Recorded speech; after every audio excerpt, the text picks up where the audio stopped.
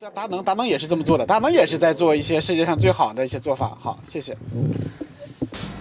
各位来宾，各位同行，大家下午好。谢谢各位的耐心坐到现在聆听我们的演讲。我的题目呢是依托风险预警平台来完善乳制品的质量和食品安全的监管。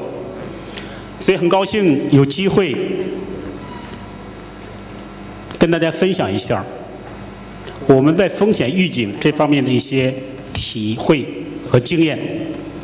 那么我的话题简单介绍。First, I will be briefing you on Nestlé as a company, the end quality management and integrated quality system in dairy manufacturing and application of early warning system dairy. You don't know Nestlé is from where? It's from headquarters. It was founded in 1866 in Switzerland. We have over 400 factories with total staff is 330,000. They almost 600 billion RMB and 92.2 billion Switzerland franc. The Nestlé, our founder's name is Henry Nestlé. Why you call it Nestlé? Nestlé is a family name actually. It's for a German working in Switzerland. A lot of kids back then, they didn't have enough nutrients, and they didn't have the breastfeeding. There was a high mortality for the infants. So that's why our founder, Henry Nestlé, invented this one, save a lot of kids and infants' lives. From this origin, it showcases that our mission and culture is seamlessly connected to safety, nutrition, and quality. The current CEO. As a food company, 100-year history, quality is our name of the game. So CEO shares with us a clear information that is quality is your higher boss. In other words, whatever your position or your title in the company, you should have a respect for quality. We never banned any quality rules. So quality is a part of blood and a part of our DNA. Then I want to highlight how to do a good job for quality system. We'll be talking about the whole life cycle. Production and processing is only a small part of the whole supply chain. A lot of hazards comes from the upstream or the downstream distribution. So we're talking about the through supply chain whole process quality management system. From farm to fork. For dairy products, in China, it's a very sensitive issue, to be frank.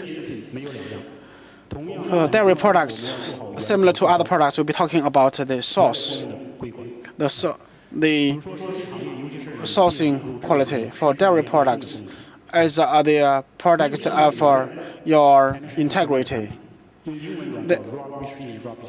Rubbish in, rubbish out. If you don't have good raw material, it's difficult for you to get the good final products. Rubbish in, rubbish out. So we will handpick the prospective suppliers. All the prospective suppliers should go through the scrutiny and review and random sample and auditing, etc., etc. We have one veto system. For instance, for infant formula, we have one ingredient. We call it the dehydrated carrot. For the dehydrated the carrot, we are not only talking to the suppliers, rather we are paying visit to the lot, to the farm for the farming of the carrot, whether there is a certain pollution or whether there is a contamination to this land. So we moved even forward. In the production and processing, we should have a good in-process control. You should not rely on the final inspection to check the quality issue. One step by step, you should have the quality is made, rather it's not tested. and checked. So process control is important. We have a lot of statistics tools. Statistical process control, SPC, transforms data into actionable information for consistency, compliance, and continuous improvement of our products. We encourage those tools application of statistics. For the protection of dairy products, for instance, we have this Shuangcheng in the Heilongjiang province. This is the factory in Shuangcheng. We have the 100 staff. For each and every batch, there will be pre-X works analysis. On the one hand, it's a regulation from the government. Rather, it's not a matter of option for us, confronted with stringent market situation. So you must make sure that the X works products will be 100% safe. So that's the integrated quality system in dairy manufacturing. Then I would like to highlight the early warning platform and the function of this platform in our dairy quality and safety management. On a daily basis, we have a lot of cases. For the food manufacturers, we have a lot of risks coming from external areas. In retrospect, since 2008 and last year, we have the so-called food safety issues and dairy food safety issues for melamine.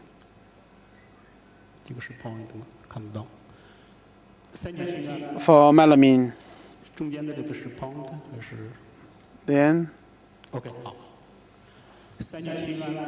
melamine and what the leather protein, we have the hormones, the aflatoxin, toxin, MI, the illegal industry gelatin, and also we have the DCD.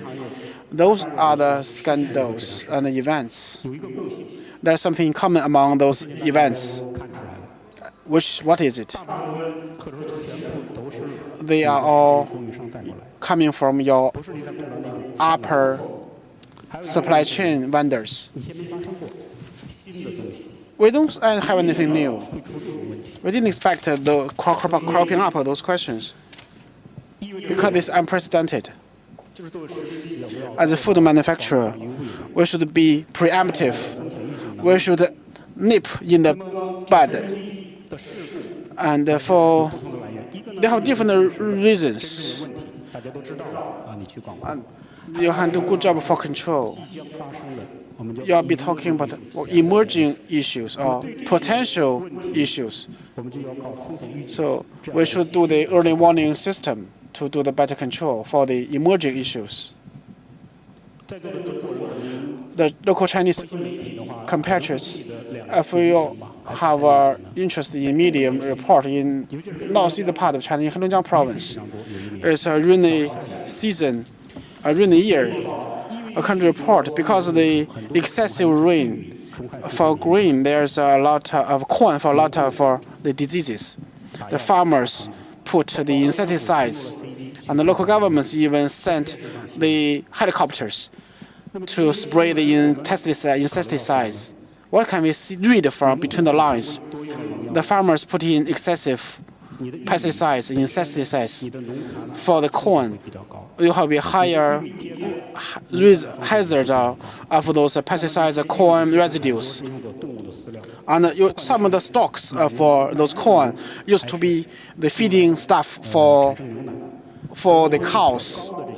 With this higher hazard of pesticide residue, the stock will be a question mark. So you should have a dynamic monitoring to the dairy, to this very product. So you can see the whole ecosystem. So to pinpoint the issue earlier there rather than later. This is one of the philosophy from Nestle.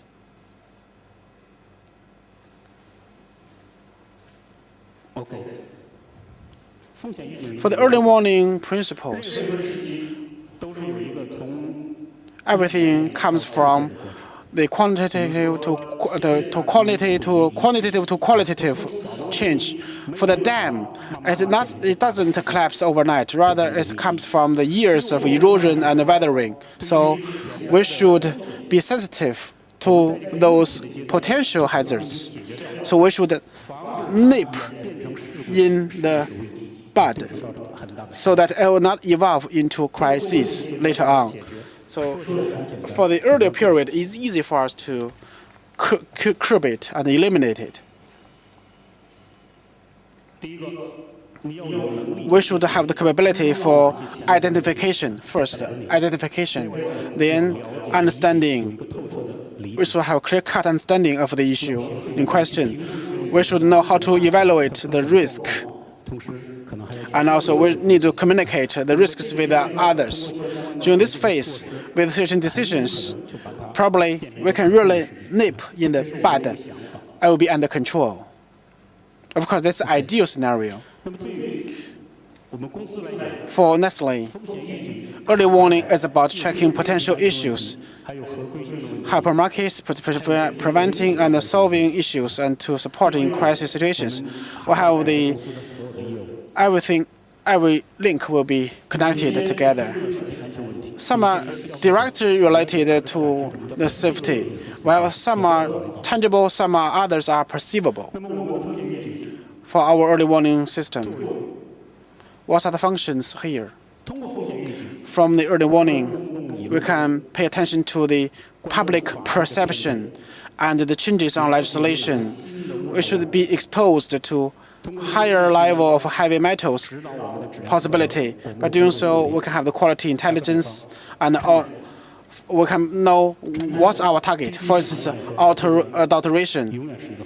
It's the perennial risk. You can see the horse meat gate in European countries.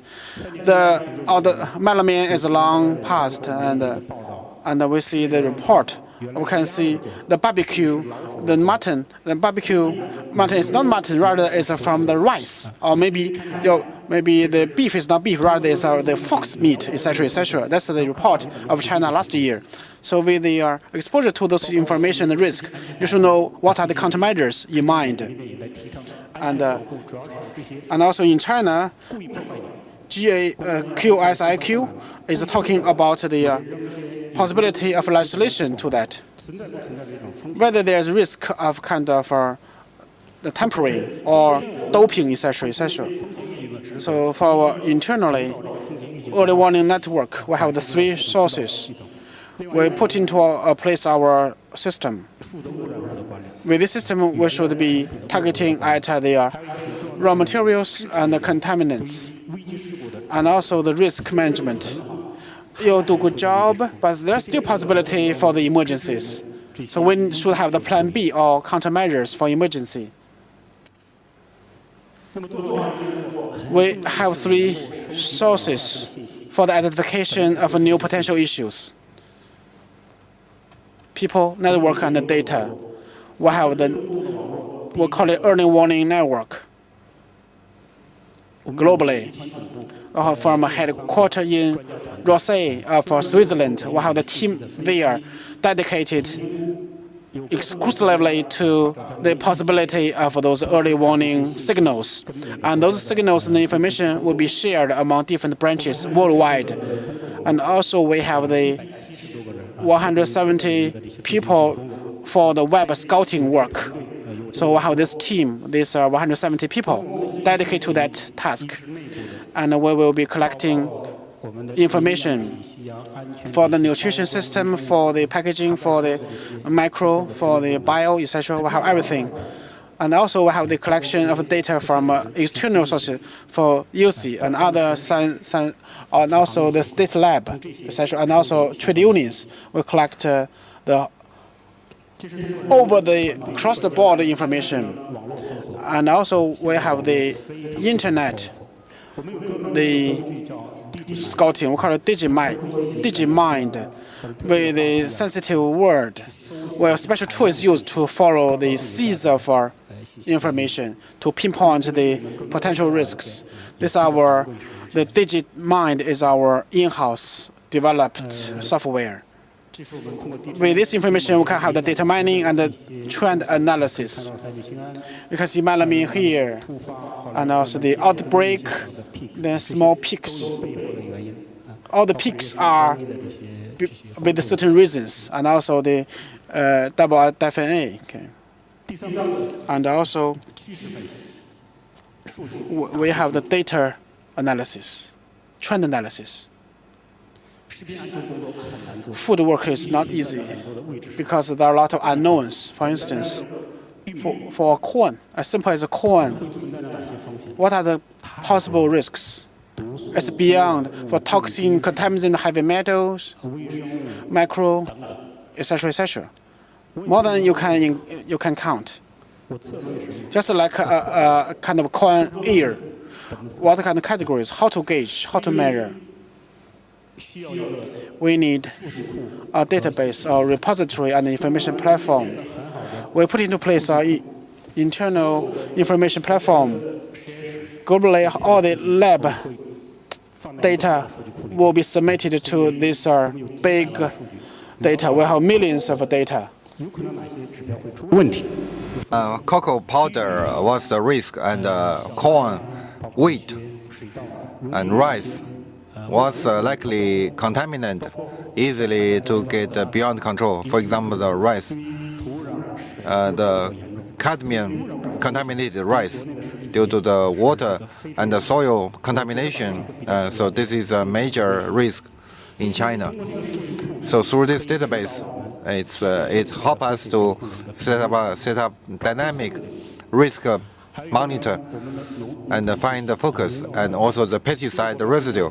The new national standard, GB standard, specified hundreds of pesticide residue, and to different topics, how the experts explain it, interpret it, and this is a very important information platform. And lastly, I'd like to simply share with you in China what's our risk alert system. We have one person responsible for, it's called, it's a team, a panel, covering the manufacturer side R&D center and the central lab, agriculture and the legal departments. And they are going to meet regularly to gather, collect, and evaluate every valuable information. What's the impact on our company? Might be a potential risk, and draft the action plan correspondingly. For the sensitive and the critical issue, they will inform the management after gathering this information through the connection with government, with our network and universities and suppliers. We have a broad network. This platform has been established for several years, since 2009, and we established since the Menaming issue. Incident, and the beginning is exploration. We slowly build up this mechanism and upgrade our capacity, risk alert, including information source, how to report to management this valuable information. And next step, currently we're going to increase the platform efficiency, the efficacy, and communication. Mr. Chen mentioned, Professor, the risk communication is very weak. So we hope to communicate more with the authority, with the industry, with the public for the potential food safety risk. This is the last slide. A simple summary, takeaway, and wrap up. We feel early alert on potential risk is very important for dairy quality and safety management.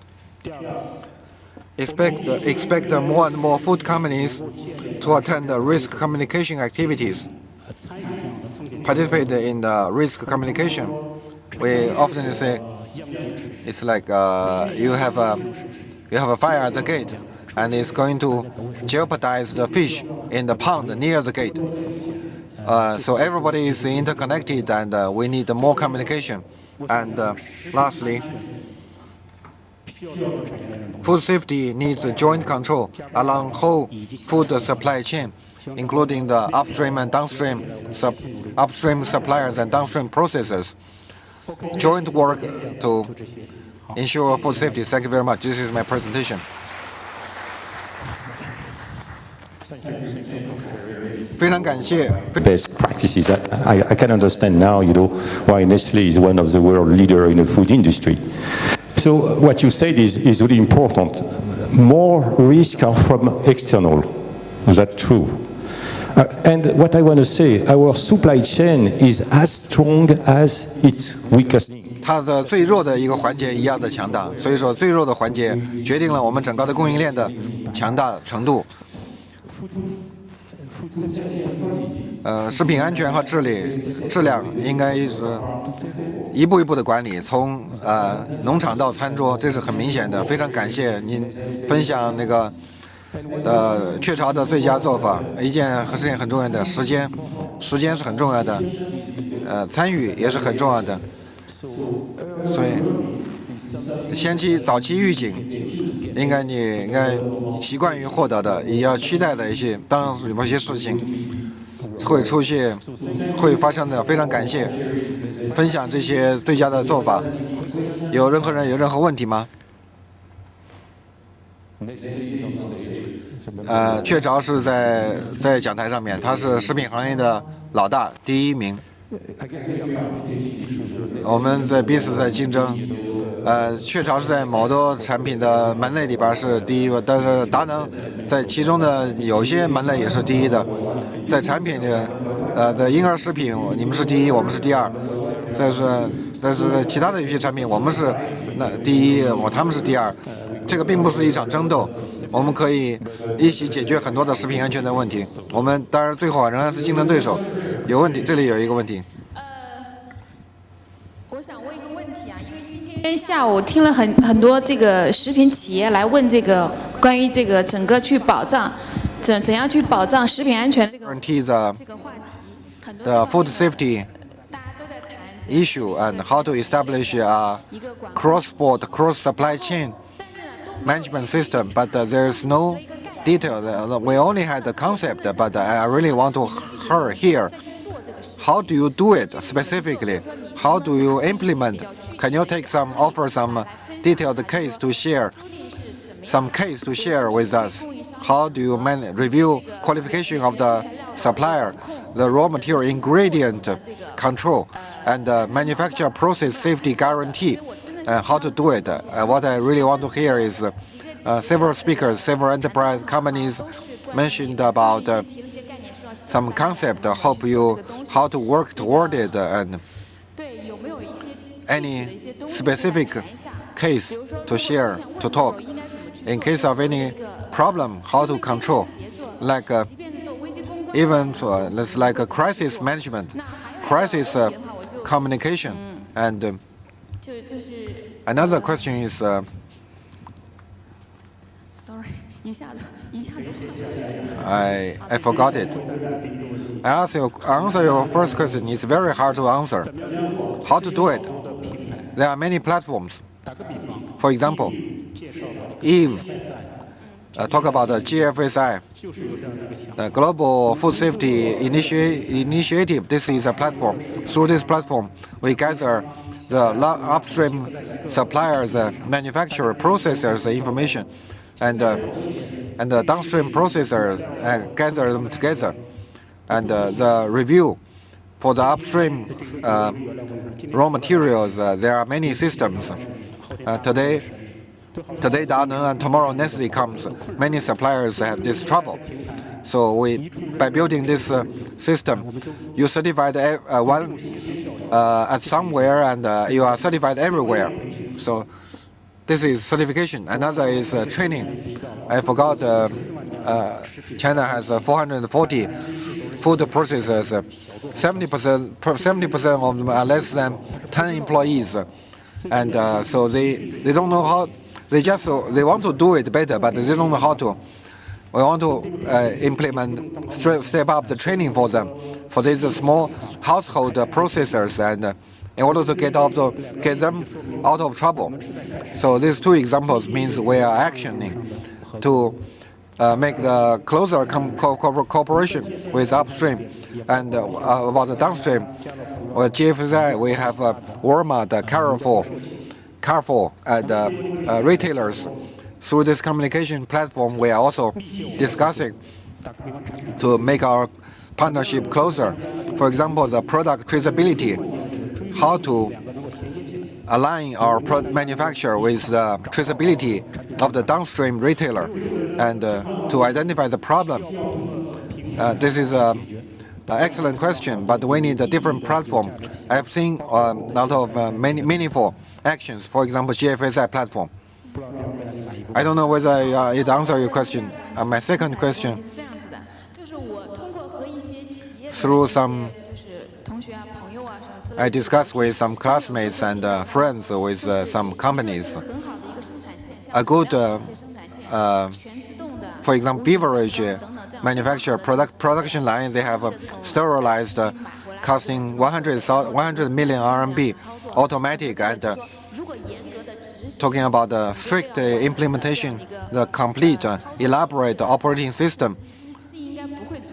There shouldn't be any problem, but the problem is often the employee in the manufacture process.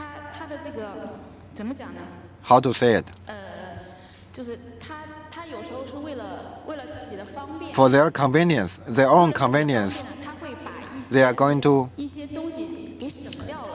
omit, skip something, some steps. In that case, in the manufacturer, with the manufacturers, how to, for the detailed operation, for the operator, the management and the control on the operator, do we have a good way, good model? We need to address the issue of people before the issue of safety. Sometimes the Chinese are very flexible and like to cut it short, and Westerners sometimes follow the rules and rigid and strict compliance. So especially with some smaller suppliers, very flexible and has no principle. So first time and second time no problem, but third time big problem. How to insist, adhere to the system, to the rules. And implementation, we have too many companies with excellent ISO hazard and taking dust in the drawer and was not implemented. So how to align what we are talking about and what we are doing? And if we can make that, these companies would have good prospect. This is a short-term and long-term balance. So I don't know how to comply with the compliance with the rules, and do not cut it short. You are going to see the difference. Thank you very much. Thank you. Any other questions? Good. Thank you. Thank you. Thank you. And see you in August, for the GFSI Focus Day, right?